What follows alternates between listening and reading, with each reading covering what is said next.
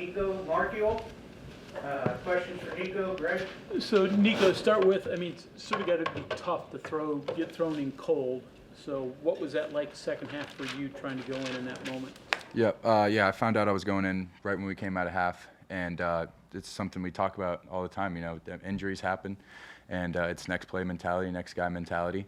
When you get thrown in, you're expected to do just as good or better than whoever was previously in front of you, and yeah, tonight just a couple things didn't go our way, and they just piled on, and you know, I'm at the helm of that. So what was it that didn't work very well the second half, did you think?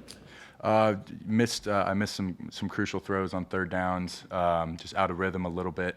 You know, they had us in the run game a little bit, and then, you know, when our chances open up in the pass game, we have to hit them, and I just missed the mark a little bit tonight. It was a little inaccurate. Was there something that they were doing that was kind of stuffing you when you tried to scramble with your legs and you tried to move with your legs? I'm like agreeing with it, but it gets 3 yards the first half. Not so much. It was all really just self-inflicted. There was a couple chances when I was outside the pocket where the ball could have gone to a place, and you know, those things come with repetition. So I feel confidently the more reps I get, then those plays will be made. When things aren't going your way, what do you tell your guys on offense just to try to get something to go? Something I've always stuck with saying is just get first down. Just try to get first down after first down after first down, and you know, if that goes the way you want it to, then eventually you score touchdowns. But again, just kind of like with injuries, it's the next play mentality. So even in a game like this, there was, you know, we had a chance when we were in it coming out of half, and even after a bad drive that I had coming out of half, it's still just that next play mentality. So. How different is it when you come in, take over, and it's a 2-touchdown deficit as opposed to maybe a closer game or one that you have to lead in? Mindset doesn't change much, you know, and I don't think it should. Crazier things have happened in college sports, so I think there was a chance, you know, maybe in the last 6-7 minutes when it was out of reach, but there was plenty of chances where we could have executed as offense, where I could have made some throws, and I just didn't. You're missing Jaheim, you're missing Wyatt too in the second half. I know you want to have and have to have that next man mentality, but how much does that get you out of sorts when, you know, important cogs of the offense aren't going to be there? You have to kind of figure out what you got to do, like on the fly. Yeah, like you said, not having Jaheim and Wyatt and Garrett. I mean, I think offense is all about rhythm and timing with your people and reps with your people. So, you know, it shakes it a little bit, but I mean, that's what happens in sports. That's what we have to answer the call there. And like I said, we just missed the mark. And those are crucial parts of our offense, of our core offense that we can't have out. And you know, it's just on the next guys behind him. It's on me. It's on, you know, the rest of our running backs. It's on Johnny Williams to just be that next guy up and execute when our number's called. The 2 touchdowns you've thrown in the last few weeks have both been kind of seams over the middle. Is that a comfortable throw for you?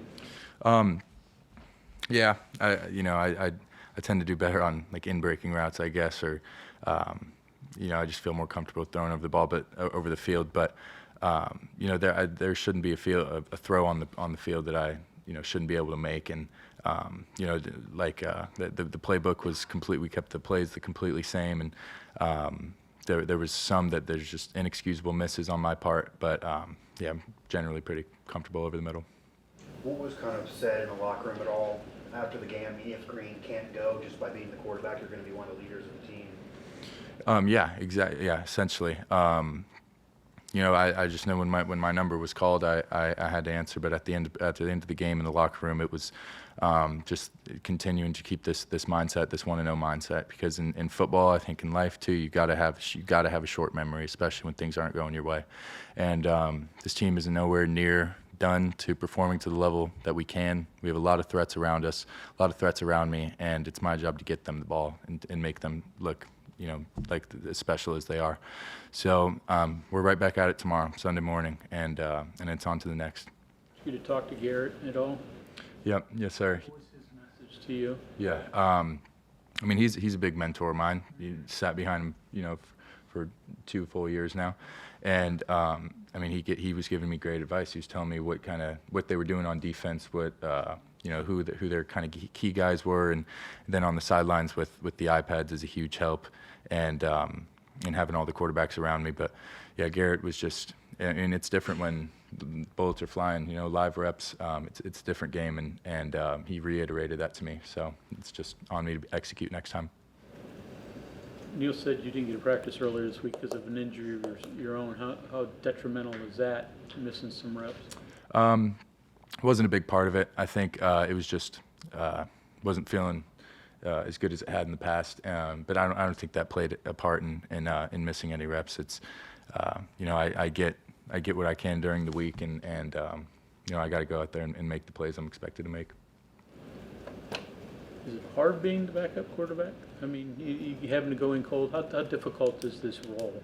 It's yeah, it's the most interesting sport or position in all of sports. Coming off cold, you prep all week like you're the starter. You prep like you're going to be going in play one, and each play with Garrett, you know, it could be that play, and it's the job I live. It's the world that I live in, and it's I mean, people around the country do it too. There's backup quarterbacks all around the country, so it's our duty to not skip a beat when one goes down. I mean, that's what a team is. You get time yet, but have you thought about going back to Arizona next week? Well, like back home, playing back home. Exactly. Oh, yeah. I know it's not the same city, but still, Yes, same sir. state. Yeah, that'll be a fun one for me. I'll have a bunch of my folks in town and a bunch of friends. So, you know, if there's any home field advantage, it'll be as close as I can get. But yeah, that should be a fun one. It should be a fun one. Okay, thank you very much. Thank you, guys.